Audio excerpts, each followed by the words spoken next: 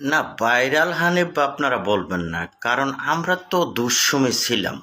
আমাদের যারা ত্যাগী নেতা তারারও প্রশ্ন হইল, আমরা কোনো কিছু চাই না তো সরকার থেকে, আমাদের কোনো প্রাপ্য নাই তো।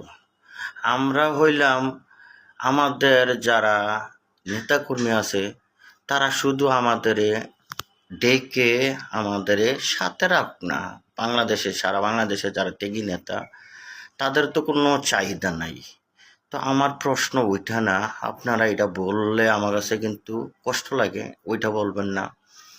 কারণ দুঃসময় যারা রাজপথে ছিল তাদের হয়তো পকেটে টাকা ছিল না, যেটা আপনাদের প্রশ্ন আমার কাছে, আমি আপনাদের মাঝে মধ্যে বলি হয়তো তাদের পকেটে টাকা ছিল না, কিন্তু সবার সামনে তারা ছিল।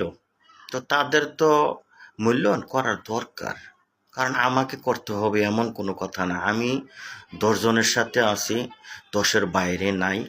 সারা বাংলাদেশের 20 কোটি মানুষ তাদের সাথে আমি আছি, আমি তাদের সাথে একমত।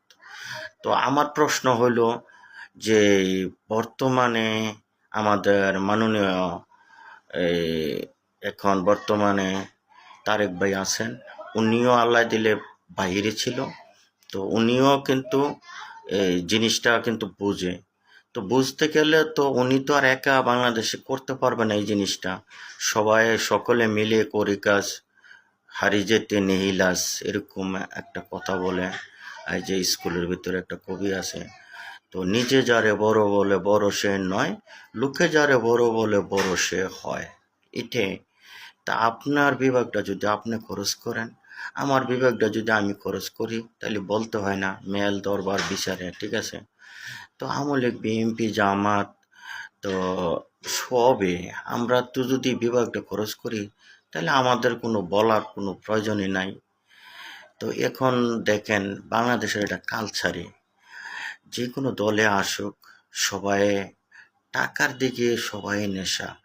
তো আমরা দেখেন যে আমাদের ফ্যামিলির ভিতরে, সবার ফ্যামিলির ভিতরে আছে, সারা জনম আপনি করলেন, কিন্তু 10টা ছেলে আছে, সারা জন্মে 9 ছেলে বাহিরে আছিল, একটা ছেলে করলো।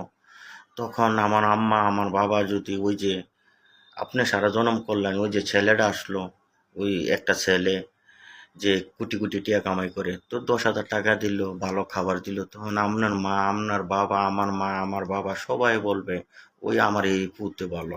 কিন্তু সারা জীবন আপনি যারে খাওয়াইলেন, যার লগে ছিলেন, এটা কিন্তু কখনো মনে রাখবেন না।